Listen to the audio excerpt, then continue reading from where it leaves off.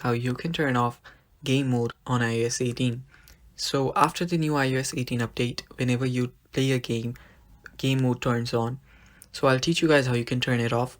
But before that, if you are new to our channel, head down below and hit the subscribe button so you don't miss out on our future videos. Also press the bell icon so you get notified when we release our new videos. Now let's get started. So the game mode turns on automatically whenever it, detects that you're playing a game.